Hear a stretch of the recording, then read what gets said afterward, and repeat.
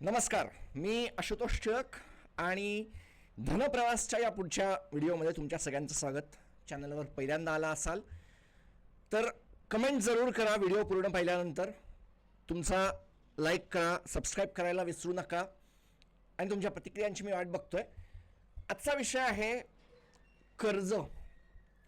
कर्ज चांगलं असू शकतं, कर्ज वाईट असू शकतं. कर्जाच्या बाबतीमध्ये म्हणजे अनेक वेळेला या सगळ्या बाबतीमध्ये विजय मल्ल्या हे एक अत्यंत हायलाईट करण्यासारखं नाव असेल. एक अजून नाव आहे विजय मल्ल्या या व्यतिरिक्त, झीचे सुभाषचंद्र गोयल, ज्यांनी कर्जाचा एक प्रकार थोड्याफार चुकीच्या प्रकारांनी वापरला, गोष्टी खड्ड्यात गेल्या. ग्रीसची अर्थव्यवस्था ज्या प्रमाणामध्ये सगळ्या गोंधळात अडकली आणि मानहानिकारक गोष्टी मान्य कराव्या लागल्या, बँकर्सना त्यांचा काही उद्योगधंदा सोडून द्यावा लागला, स्वतःच्या पोटावर थोडेफार पाय आणून घ्यावे लागले.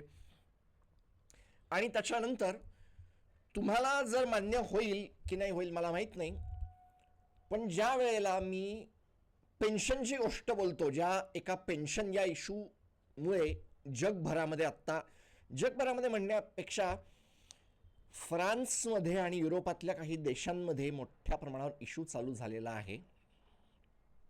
त्यांचे पंतप्रधान असे पटापटा बदलले जात आहेत. ज्या एका गोष्टीपायी ब्रिटनच्या एका व्यक्तीला ऐतिहासिक अत्यंत छोटं 45-46 दिवसांचं प्रधानमंत्रीपद मिळालं, त्या बाईंच्या राजीनाम्याचं कारण देखील सरकारी कर्ज हेच होतं. आणि डोनाल्ड ट्रम्प यांच्या कार्यकाळामध्ये मोठ्या प्रमाणावर टॅरिफ लावणं, हे होणं ते होणं, टॅरिफमुळे इन्कम तर वाढलं आहे, परंतु कर्ज जे वाढत चाललेलं आहे हे त्याचं एक मोठं महत्त्वाचं कारण मी हायलाईट करू शकेन.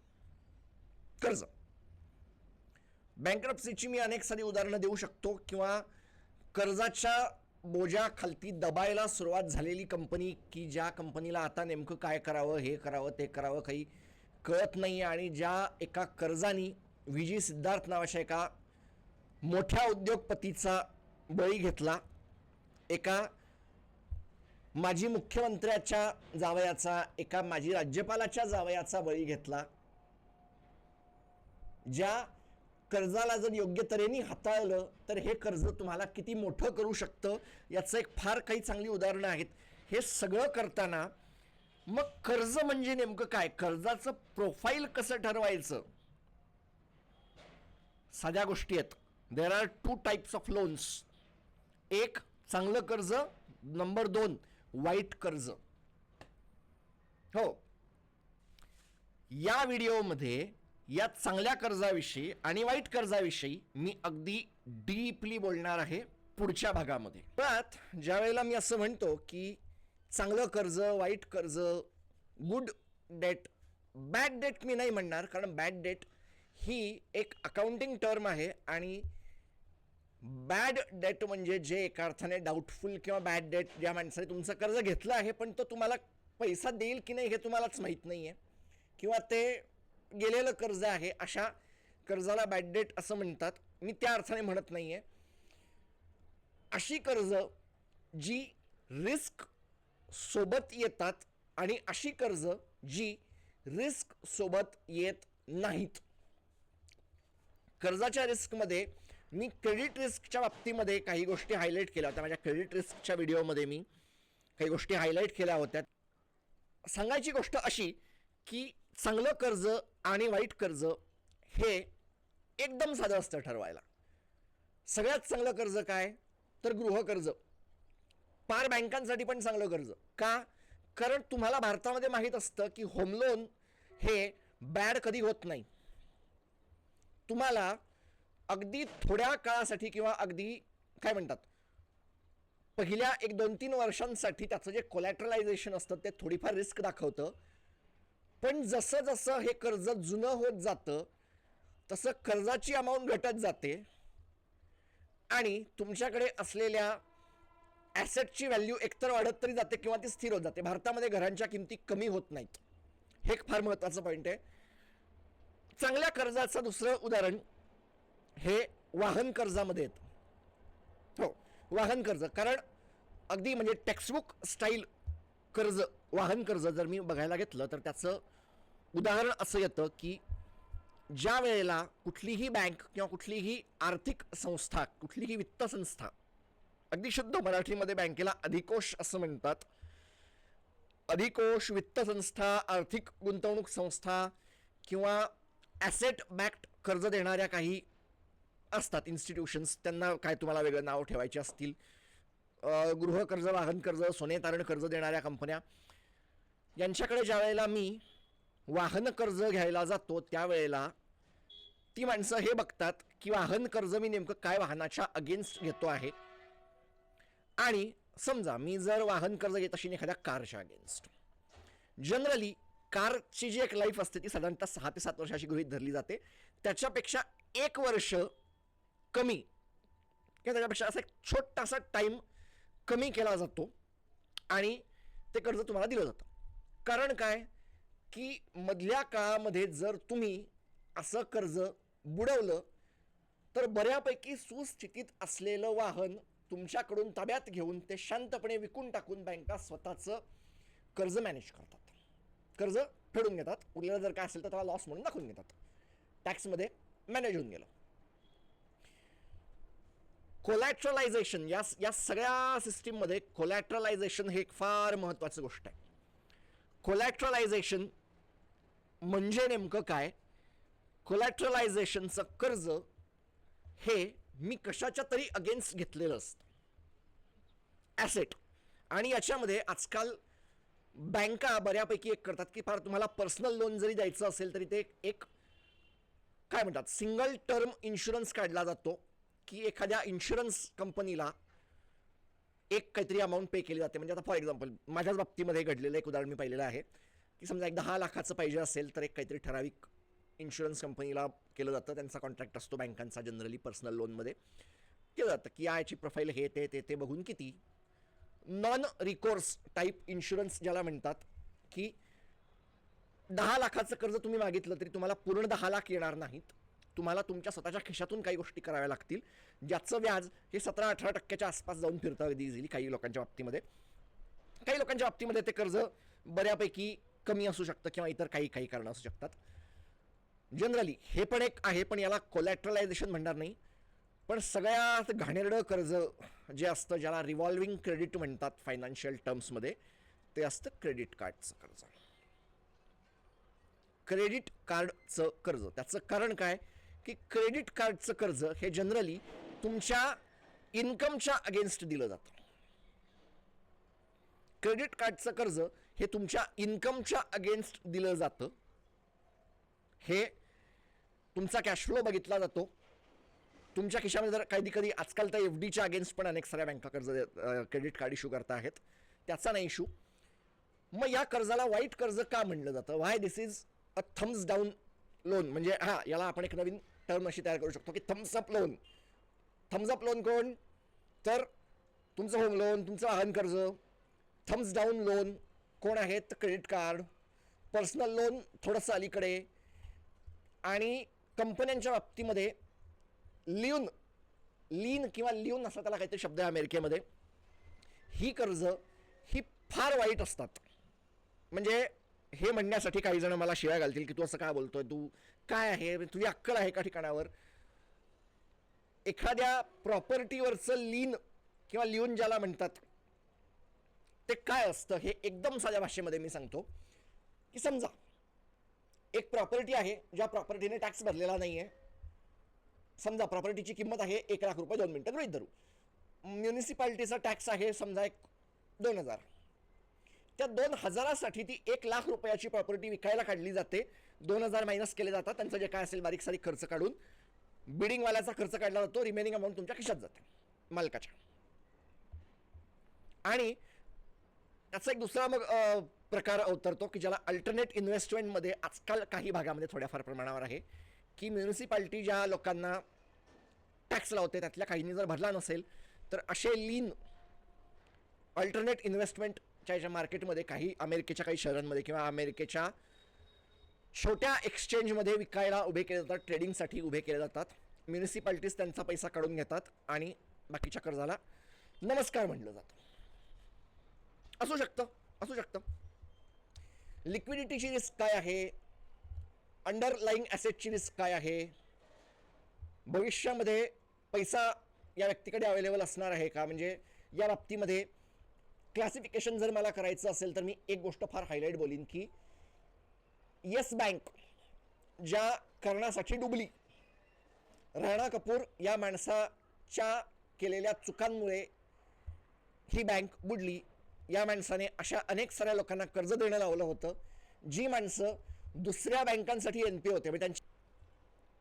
पण अशा माणसाने डेक्कन क्रॉनिकल्स आणि विजय माल्या यांची किंगफिशर एअरलाइन्स यांचं कर्ज काढून दाखवलं होतं, यांच्याकडून कर्ज वसूल करून दाखवली होती. कर्ज वाईट, कर्ज स्वतः वाईट नसतं, कारण कर्ज हे अज्युम करतं की तुमची आत्ताची सिच्युएशन जी आहे ती भविष्यात तशीच राहणार आहे. आणि फायनान्स ज्या वेळेला तुम्ही शिकायला बसता त्यावेळेला तुम्हाला बिझनेस सायकल्सची थिअरी मान्य करावी लागते. एखादा उद्योग हा आज उत्तम चालू आहे, भविष्यात तो तसाच चालू राहणार नाहीये. तुम्हाला एकदम गंमत म्हणून सांगतो, अत्यंत चांगला चालणारा, एकेकाळचा अत्यंत चांगला चालणारा डिझनीचा बिझनेस देखील कायमस्वरूपी चांगला चालत नाही.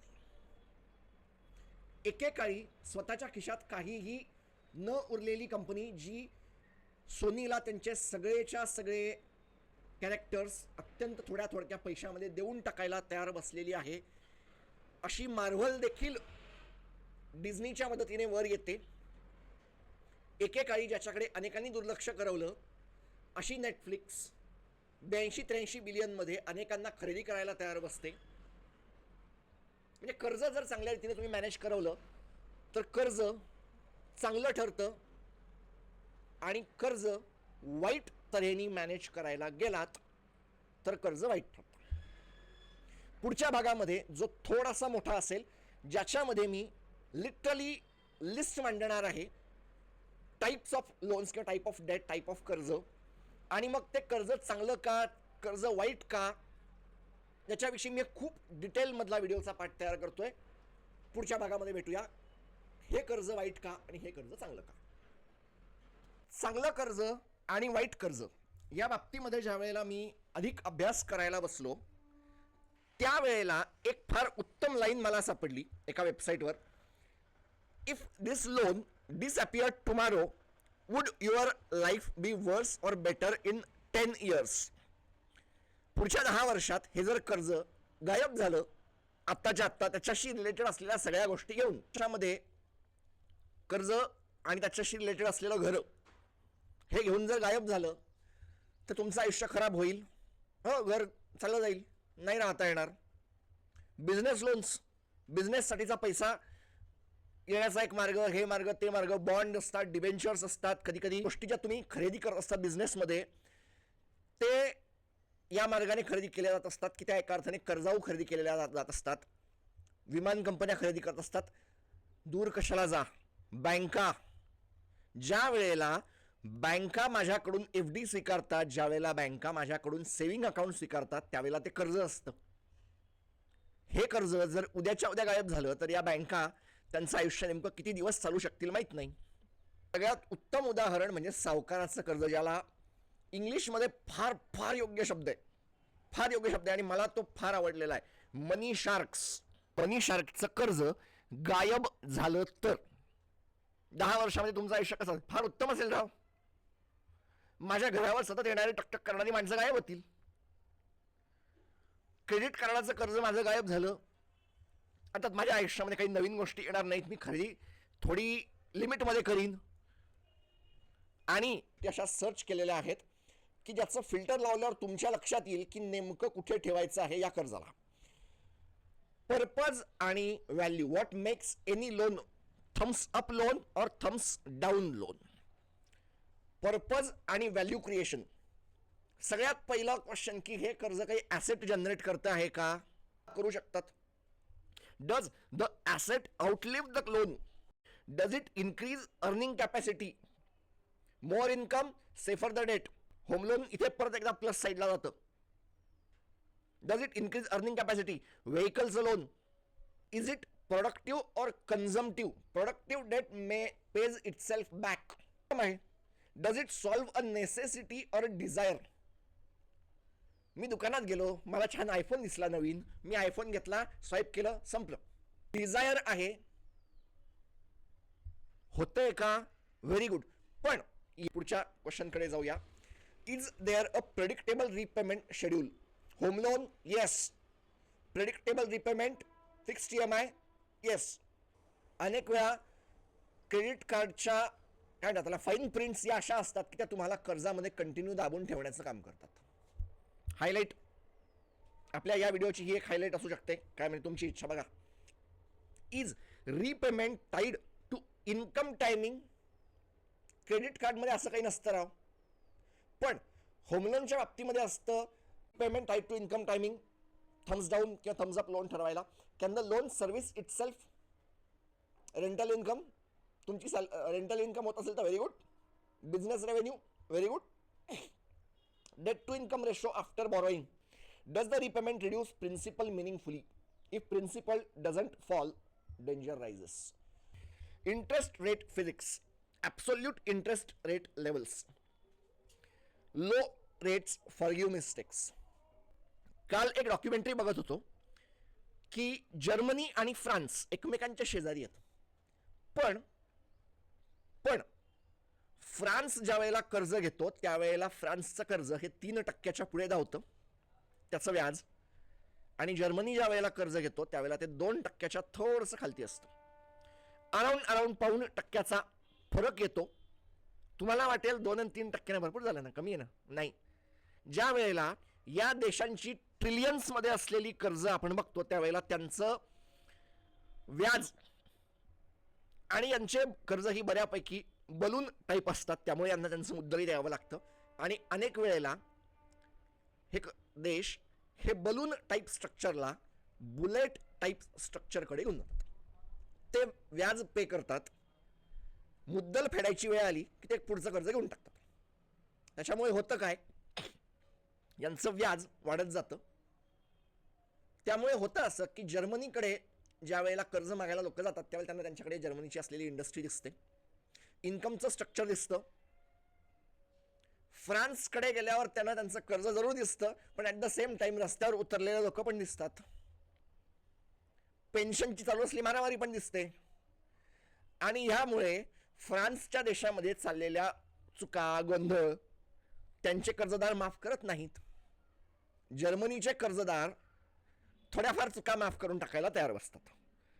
हा एक फार महत्वाचा पॉईंट होऊ शकतो. Compounding frequency, faster compounding, exponential risk.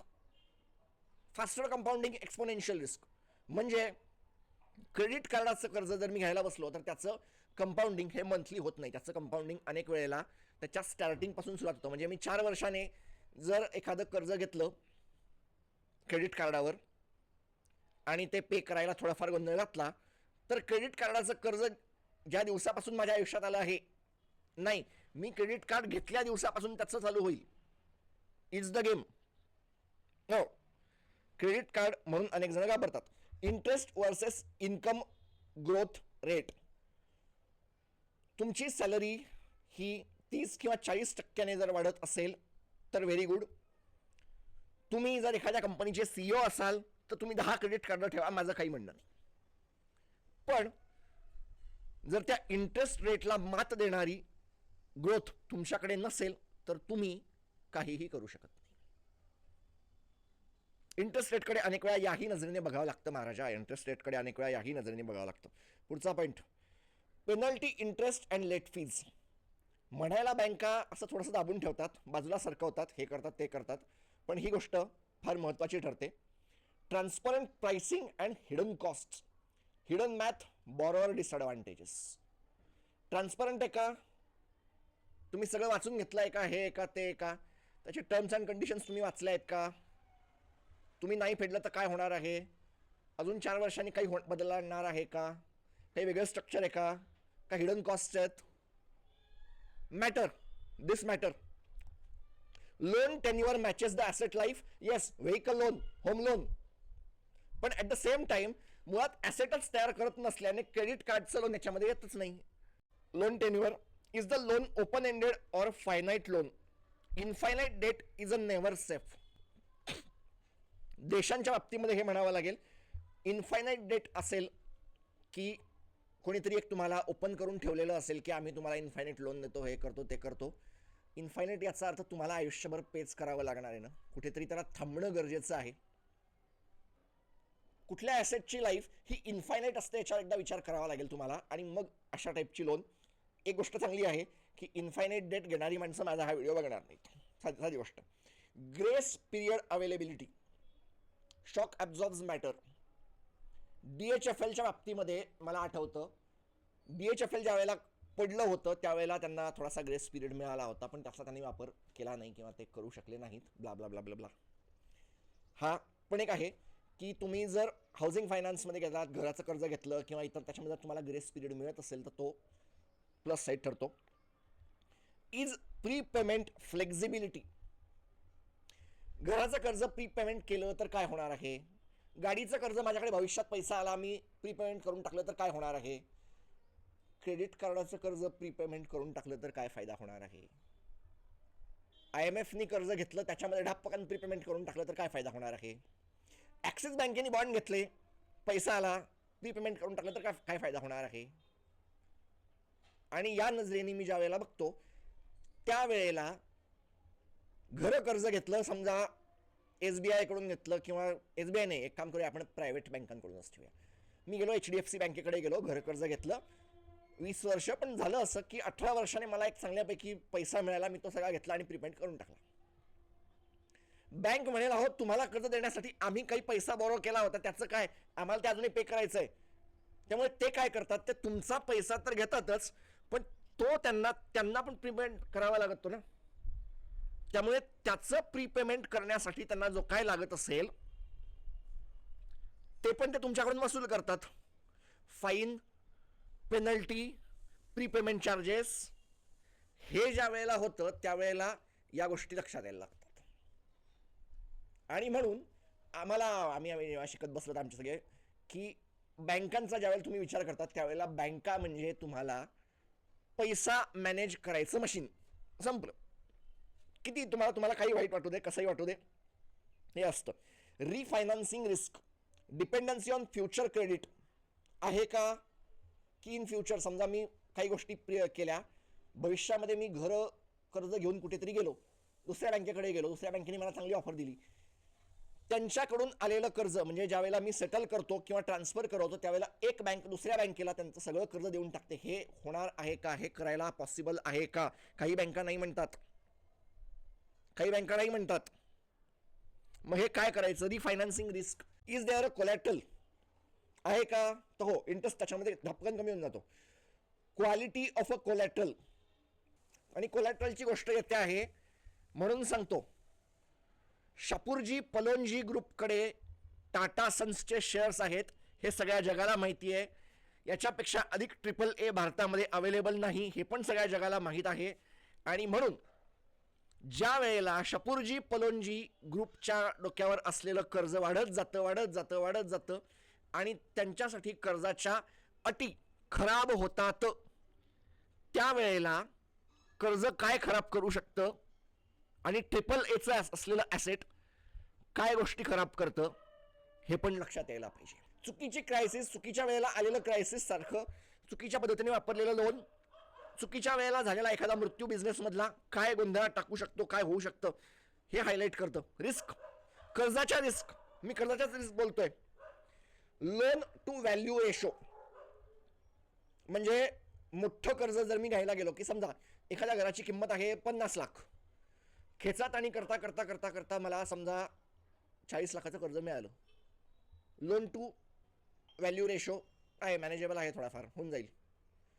पण मी म्हटलं की नाही ना, द्या ना थोडंसं, बँकेकडे जाऊन थोडंफार रडलो, थोडंफार अजून हे केलं ते केलं, FD करायला गेलो, FD बँकेच्या याच्यात टाकायला बसलो, तर काय होईल?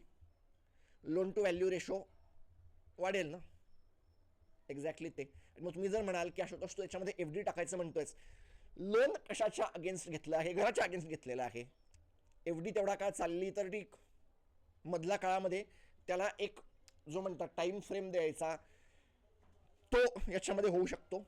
एफ डी बँकांना हे ॲश्युरन्स देते की मधल्या काळामध्ये ती एफ डी तोडून आपण काही गोष्टी इतर काढून घेऊ शकतो आपल्या पैशाला. That is also acceptable risk. Who bears default risk?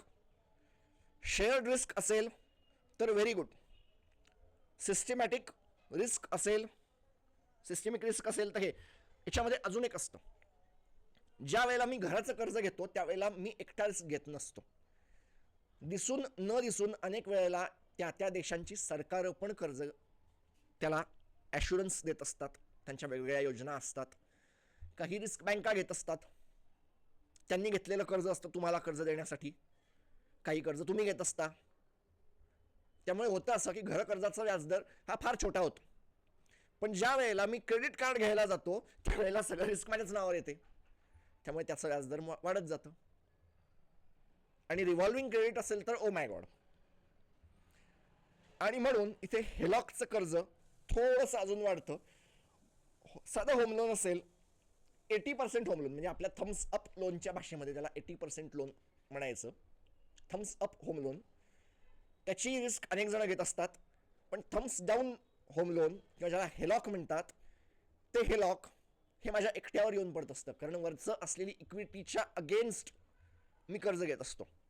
कर्जाची रिस्क, लिगल क्लॅरिटी आहे का रिकव्हरीची? Non recourse loan, recourse loan त्याच्यामध्ये काही जण रिकव्हरी एजंट्स लावतात. काही बँकांना वाटतं की नाही हे मला नाही करता येणार. आणि बॉरोईंग फ्रिक्शन, हो इथे थोडंसं अजून ओपन करावं लागेल की तुम्ही काय पद्धतीमध्ये कशा तऱ्हेने करणार आहात. काही बाबतीमध्ये जर माझं बॉरोईंग, काहीमध्ये बिझनेसच्या बाबतीमध्ये पण हे हायलाईट होतं की बॉन्ड्स आणि डिबेंचर्समध्ये अनेक अटी असतात की हे कर्ज इतका कालावधी गेल्याशिवाय पुढचं कर्ज तुम्ही घेऊ नाही शकत. एवढ्या काळासाठी तुम्ही डिव्हिडंड नाही देऊ शकत. तुमचा ॲसिड टेस्ट रेशो किंवा तुमचा करंट रेशो इतका असेल तरच डिव्हिडंड देऊ शकता. याच्या खालती गेला तर मग तुमच्याकडे असलेल्या बँकेचे सगळे पैसे आम्ही त्याच्यावर दावा सांगू शकतो. हे होतं. आय रिपीट, हे होतं. आणि म्हणून more the friction better the loan. मला कर्ज फेडायला इझी होतं, कर्ज सोपं होतं. Impulse versus planned. दुकानात जात पण नव्हतं, रस्त्याच्या बाहेर होतो, छान जाहिरात बघितली, वा वा सुंदर आहे, चला जाऊया, खिशामध्ये क्रेडिट कार्ड आहे, केलं स्वाईप. पण मला जायचं आहे रिटेलच्या दुकानामध्ये, मला ग्रोसरी खरेदी करायची, मला हे खरेदी करायची. तिथे मी जाऊन क्रेडिट कार्ड स्वाईप केलं, माझ्या सॅलरीमधून ते कर्ज मी पे केलं. इथे क्रेडिट कार्डाचा पॉईंट वाढतो.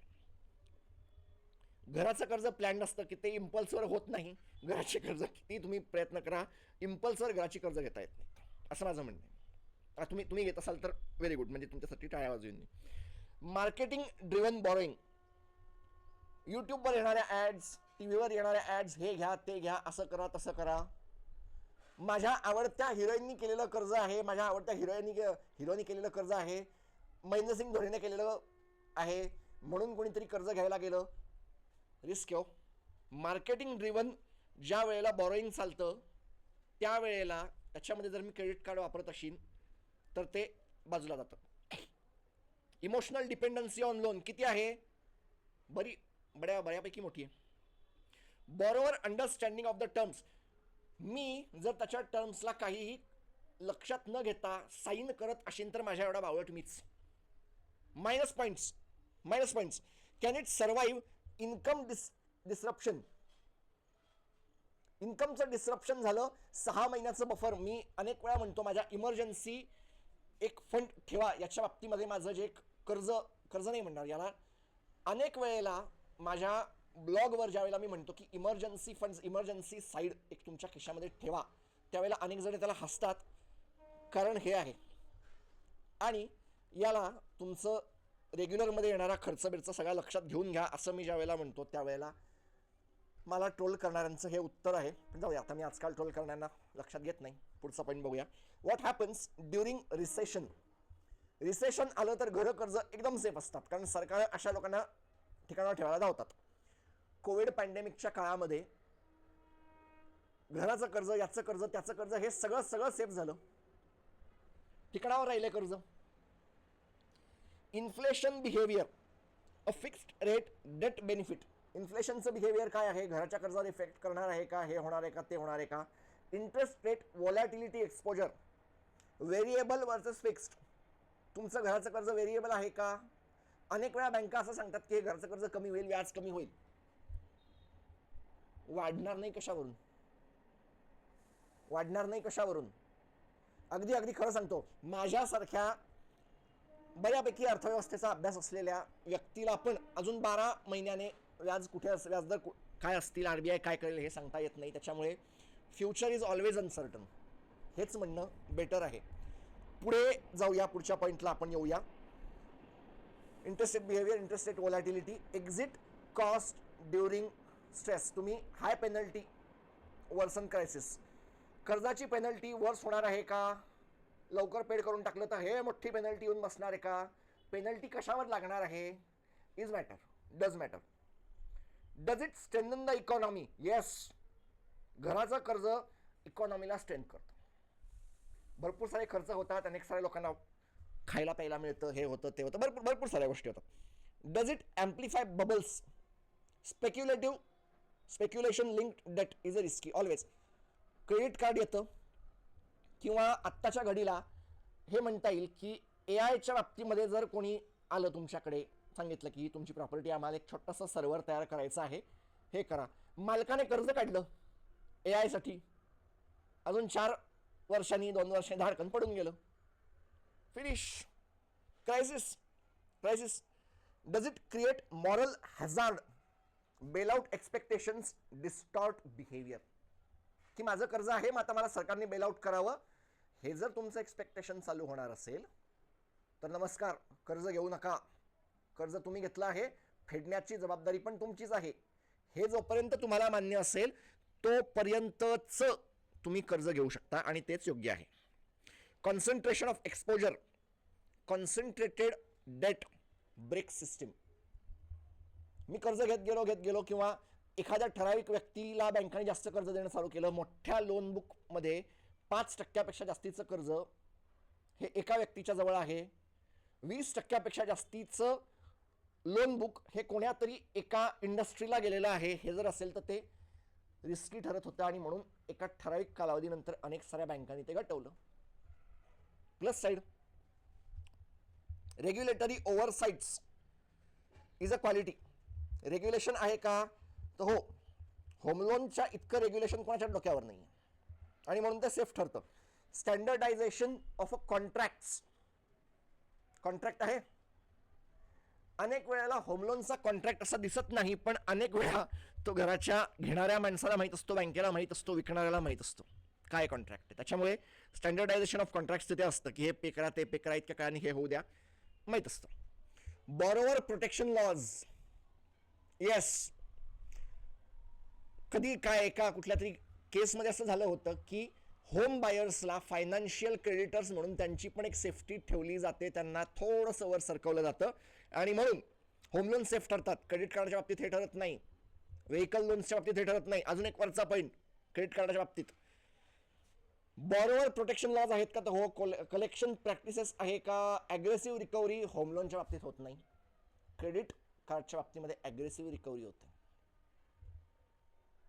म्हणजे कलेक्शन एजंट्सची भाषा आणि कलेक्शन एजंट्सचं कलेक्शन करण्याची पद्धत ही ज्यांना चांगली वाटते त्यांनी याचं उत्तर द्या की काय आहे, काय मी बोलतो आहे.